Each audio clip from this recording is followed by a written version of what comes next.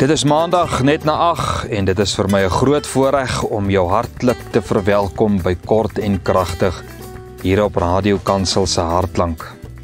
Ek Fanny Meyburg is aan die woord en ek wil jou graag help om toegerus te word deur God se woord. Laat ons dan nou saam fokus op sy waarheid vir ons lewens. Ai, hoe bevoorreg is ons om in hierdie aand weer rondom die woord van die Here te kan sit. Soos wat ek altyd sê, dat ons hanteer verskillende temas, verskillende aspekte in ons as kinders van die Here se bestaan. Want ons is mens, nê? En ons as mens word getref deur alle dinge.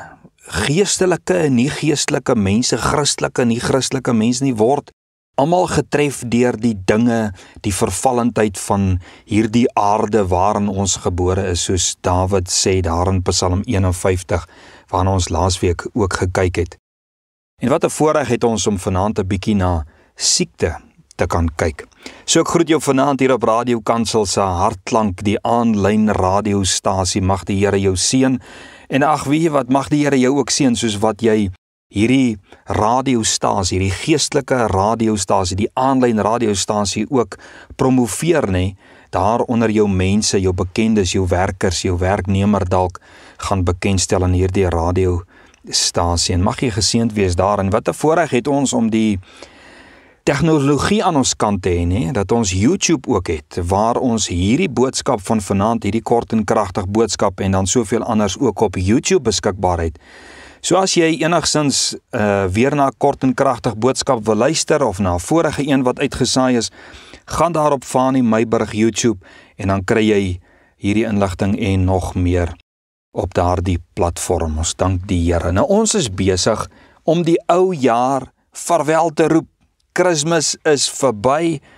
Ons is nou besig om die nuwe jaar in te beweeg. Ons is nog nie daar nie, amper daar. Donderdag is dit 2026. En my hartsgeroep is, Here, met U wil ek 2026 betree. Maar vanaand, voor ons die nuwe jaar ingaan, gesels ons oor siekte. Siekte, soos verlies, is deel van die mense bestaan. En daar's baie van ons wat Kersfees ingegaan het met siekte, deur Kersfees, hierdie kosbare tyd van die jaar en jy's vasgevang in 'n siekte. En die nuwe jaar is op pad, jy wil hierdie ou jaar, sou jy graag wou afsluit met 'n siekte en die nuwe jaar instap met gesondheid, nê. Maar ons almal het maar een of ander siekte onderlede gehad. Dis deel van die mense bestaan, soos wat ek gesê het, van eenvoudige dinge soos verkoues tot ernstige en regtig terminale siektes. Hulle sê mos dat niemand al ooit so siek was, dis nou tong in die kies gesê, nog nooit so siek was soos 'n man wat verkoue het nie. Hulle, nê, die vrouens wil voorgee dat mans vreeslik kan aansit as hulle verkoues het. Sê jou vrou dit ook van jou? Miskien. Maar hulle het dit mos so, nê, die vrouens voel mos so, dat 'n mans dink hulle sieker en erger voel met 'n verkoue as wat 'n vrou voel wanneer sy geboorte gee. Nou op hierdie punt wil ek opkom vir ons mans deur te sê, veral vir ons vrouens, julle sal nooit verstaan wat die trauma is agter 'n man se verkoue nie. Nou alright, kom ons los nou die grappies daar. Dis nou maar net so grappendergewys gesê. Nou reg deur die Bybel, ons praat vanaand oor siekte, soos wat ons laasweek oor verlies gepraat het, oor siekte vanaand. Reg deur die Bybel het mense ook maar siek geword en hulle het gesond geword. Sommiges het siek geword en daaraan gesterf. Soos die dokter mos eendag vir die ou oom gesê het wat op sy hoë ouderdom moes uitvind daar in die dokter se spreekkamer, dat hy een of ander ernstige kwaal het. En die dokter het vir hom gesê, oom, ons almal moet op een of ander manier doodgaan. Dis ook ligtelik gesê, maar weet jy wat? Dis die realiteit van die lewe. Meeste mense, dink ek, gaan nie gesond in elk geval die graf in nie.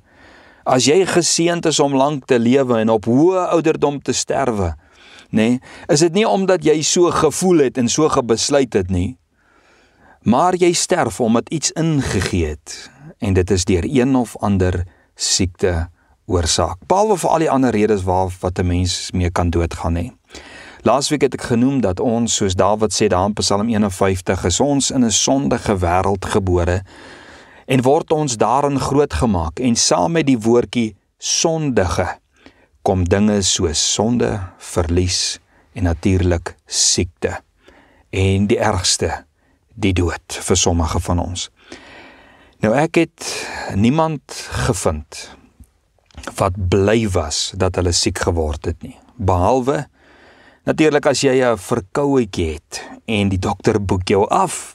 Die man wat so verskriklik sleg voel, en die dokter boek jou af en jy skaar 'n ekstra vakansiedag. Maar siekte is nie lekker nie, en dit het tog maar sy nadraai, nê?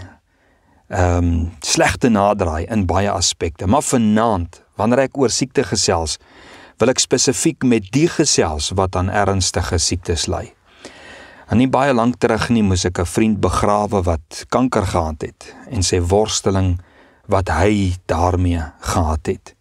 Die vrae en die stryd om uit die put van wanhoop en teneergedruktheid en depressie te kon bly, soos wat baie hierdie selfde paadjie stap. En die vrees natuurlik vir baie wat hierdie pad stap, dat hierdie siekte tot die dood is, of dalk tot blindheid kan lei, of dalk tot krepeelheid, of dalk tot verlamming, of een of ander negatiewe effek gaan hê wat net nie opgelos kan word nie. En natuurlik ook die vraag in jou hart, nê, en as jy in hierdie siekte vasgevang is, hoekom genees die Here my nie? Die Here het ander genees, hoekom nie my nie? Die twyfel in God en in God se krag. Hoe gaan ek dit maak? Hoe gaan ek regop bly in my gees? Wat van die wat rondom my is? Hizkia, soos wat ons almal weet, was aangehoor deur God toe hy geroep het, en hy was genees. Maar soveel ander, nê, het onder Jesus se bediening ingestap, onder die apostel se bediening en onder soveel andere, en hulle het gesond geword. Maar 'n Elisa aan die ander kant, hy het gesterf aan die siekte waaraan hy moes sterf, soos die Bybel sê.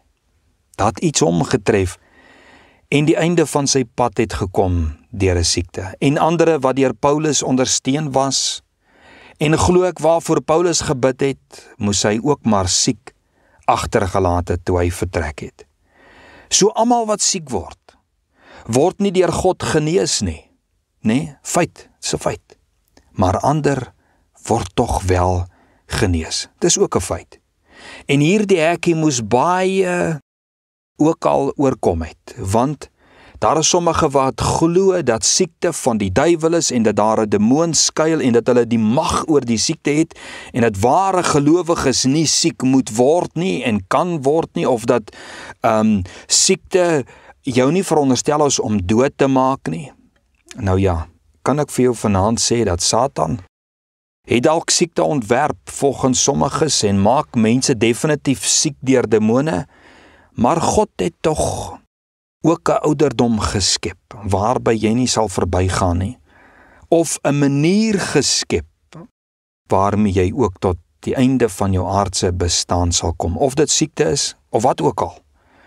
Het God dan ook siekte toegelaat wat jou sal vat na jou ewige woning. Ek maak jou nie vanaand meer depressief of desperaat nie, maar ons kyk na hierdie goeters en ons moet oop kop met mekaar praat uit die woord van die Here.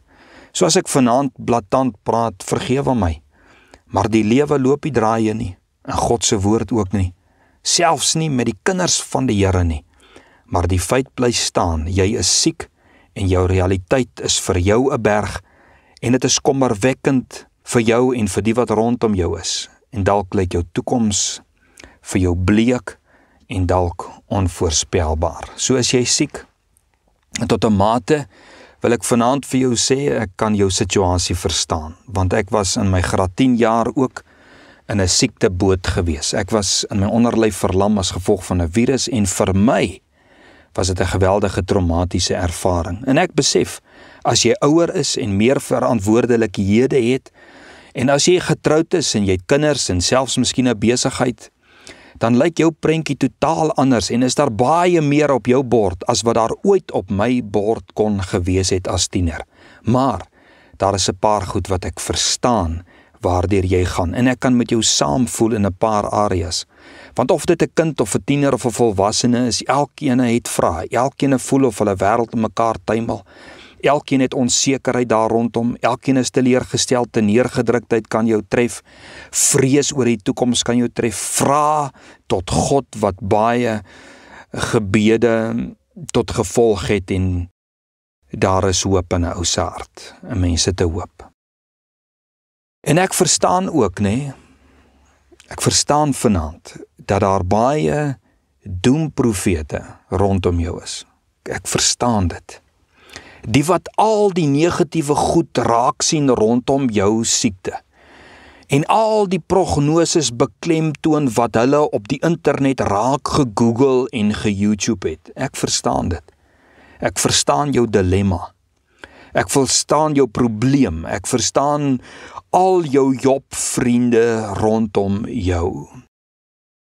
En ek wil vir jou sê, dis die realiteit. En ek verstaan dat jy die soveelste positiewe een in jou binneste byna wil vloek wat vir jou sê, dis nie so erg nie, of byt vas of hou moed.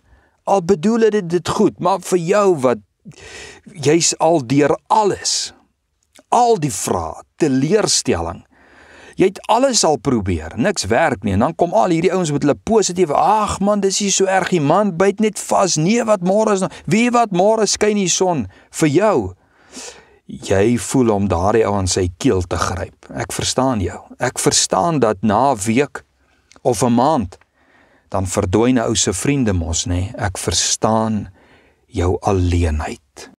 Al is daar mense selfs rondom jou. Ek verstaan die neeweffekte van jou medikasie. Ek verstaan die neeweffekte van die reistool, die loopraam, die krikke waarmee jy moet loop, die sere wat daarmee saamkom. Die salwe en die pille, die medikasie wat jy moet neem, vir die medikasie wat jy moet neem, wat jou eintlik sieker maak. Ek verstaan dit, niemand jou verstaan nie. En ek verstaan dat jy God betwyfel, en ek verstaan ook dat jy sê, jy verstaan nie, al praat ek met jou vanaand. Want niemand verstaan werklik waardeur jy as individu gaan nie. En vanaand wil ek vir jou sê, ek verstaan jou ook. En God verstaan. So is jy werklik siek, of ken jy so iemand? Vanaand weet ek nie wat jou siekte of jou toestand is nie, maar ek weet, God weet. En ek vergelyk jou nou nie met Job se verhaal nie, maar hierdie man het nie geweet wat die uiteinde van sy verhaal sou wees nie. Ek en jy weet, want ons het dit gelees, ons het die einde van sy hoofstuk gelees, dalk voordat ons die begin van sy hoofstuk gelees het, maar hy het nie geweet wat die uiteinde van sy verhaal sou wees nie, maar hy het gesê binne sy situasie, ek weet, net een ding, ek weet, my verlosser leef. Hy het nie aldag God verstaan nie, maar hy het gesê, ek weet, my verlosser leef. Hy het nie geweet of hy dit sou maak, nadat alles rondom hom dit byna nie gemaak het nie. Maar een ding het hy geweet, sy verlosser leef, God gaan dit maak. En ek moet vir jou sê, as tiener, het ek nie hierdie ding kon insien nie. Ek het nie daardie geestelike instig of stamina of oortuiging gehad nie. Dalk het jy dit ook nie. Ek het wel in 'n huis groot geword wat geglo het in 'n God en in die wonderwerkende krag van God, maar ek persoonlik kon nie by daardie oortuiging uitkom nie, want my neergedruktheid en my teleurstelling en my wanhoop was net eenvoudig vir my te groot. Dalk is jy in dieselfde boot. Behalwe vir die feit dat ek nie kon loop nie gevoel in my bene gehad het nie, my beenspier verkort het, my maag en my blaasfunksie geaffekteer was.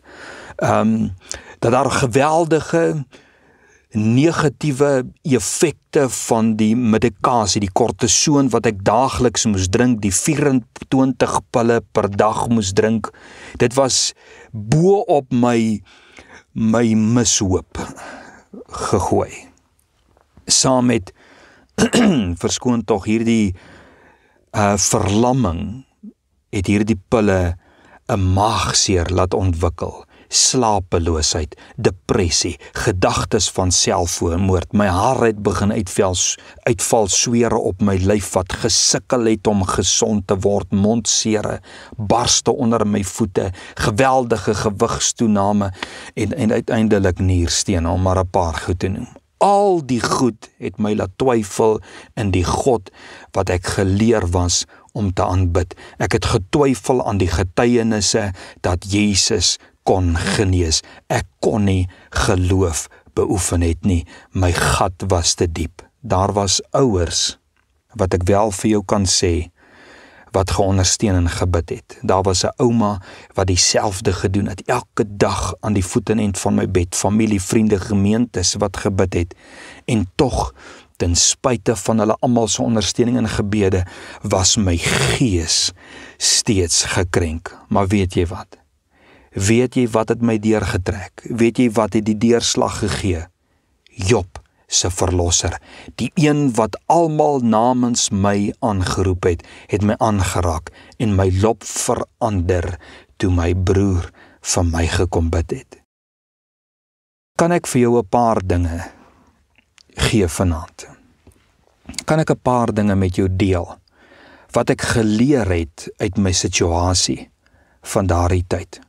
Ek het dit nie alles raak gesien daardie tyd nie, maar ek kan vandag terugkyk en ek kan vir jou 'n paar dinge sê wat ek geleer het uit daardie situasie. Heel eerste wil ek vir jou sê, die Here het mag oor siekte. Die Here maak steeds mense gesond. En ek gaan nie vanaand vir jou valse hoop gee nie. Ek gaan net vir jou die waarheid gee. Ek het klaar vir jou gesê, daar is sommige mense in die Bybel wat gesond gemaak is en ander het gesterf van hulle siekte. Ek gee nie vir jou vanaand valse hoop nie, ek gee vir jou feite.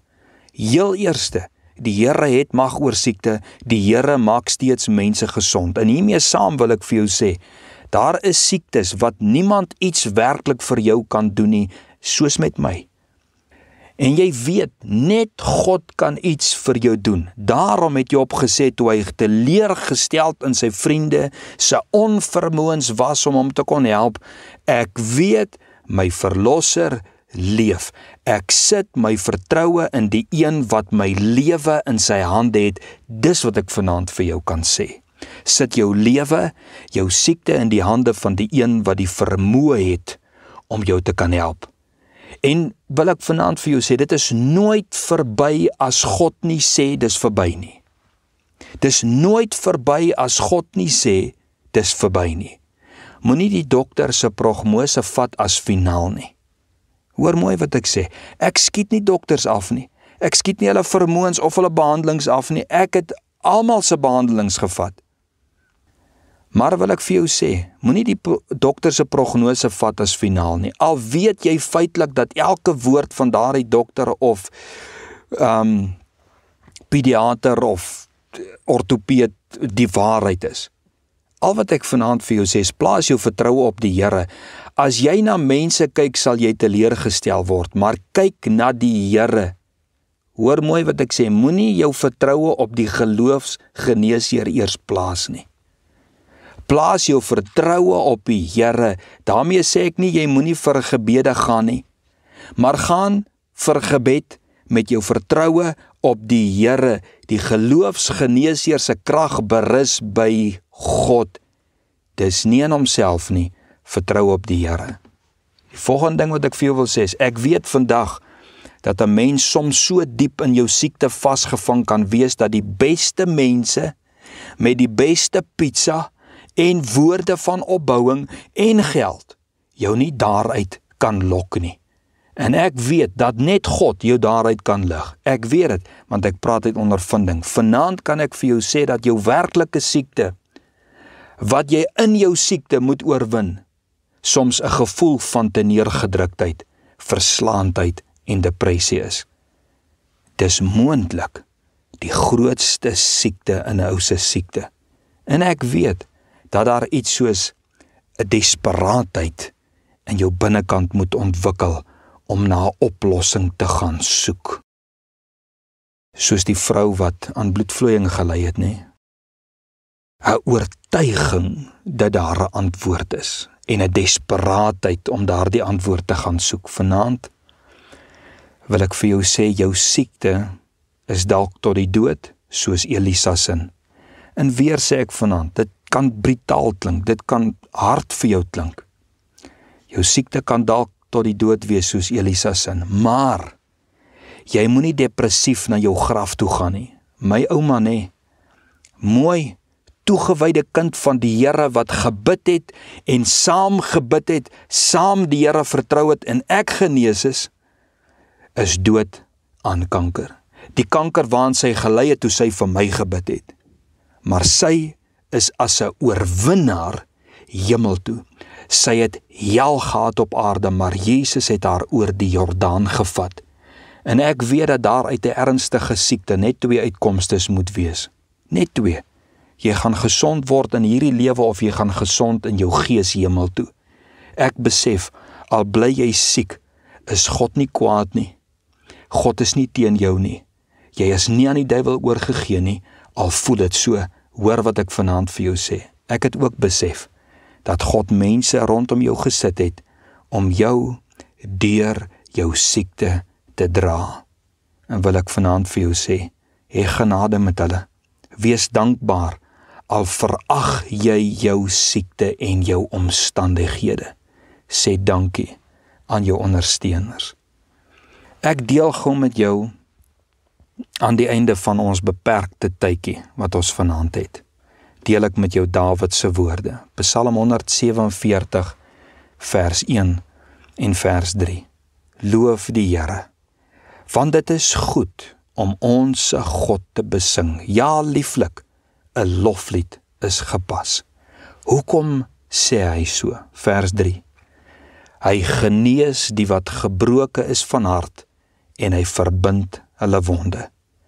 Ek het nie net beleef hoe God my gebroke hart genees het nie, maar ek het beleef hoe God my wond van verlamming verbind en genees het.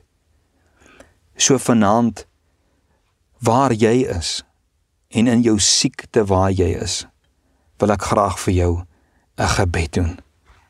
Vat hierdie woorde wat ek met jou gedeel het, maak dit jou eie, en laat dit jou vertroue in die Here sterker maak. Kom ek bid saam met jou. Here, U is steeds die wonderwerker. By U is niks onmoontlik nie. En ek weet vanaand dat of ons genees word al dan nie, alles by U wil berus. Soos U woord ons leer. Daardie man het uitgeroep en gevra, Seun van Dawid, wees ons barmhartig, en hy het gekom en hy gevra, as dit U wil is, sal U my genees, en U het gesê, ek wil word genees, as dit U wil is. Here, laat U wil geskied. Ek bid vanaand vir my siek broer en suster. Here, sal U hulle ongeneeslike wond genees, en Here, sal U hulle gesondheid herstel in hierdie aand. En vanaand bid ek elkeen wie se gees mens gekrenk is as gevolg van hulle siekte. Here, ons staan op U belofte. U genees gebroke harte. Vir elke versorger, vir elke ondersteuner, Here, bid ek, sal U hulle seën en hulle vergoed vir hulle hartswerk aan hulle naaste. Here, ons sluit binnekort hierdie jaar af. En ek sê dankie dat U ons gedra het. En ons vra dat U saam met ons 2026 sal betree. In Jesus naam vra ons dit. Amen. Blessings, mag die seën van die Here jou vergesel. En wil ek vir jou sê, gaan hierdie ou jaar met vreugde uit en stap die nuwe jaar met vreugde. En hoekom? Want die Here is met jou, 'n held wat verlossing skenk selfs in jou siekte. Blessings.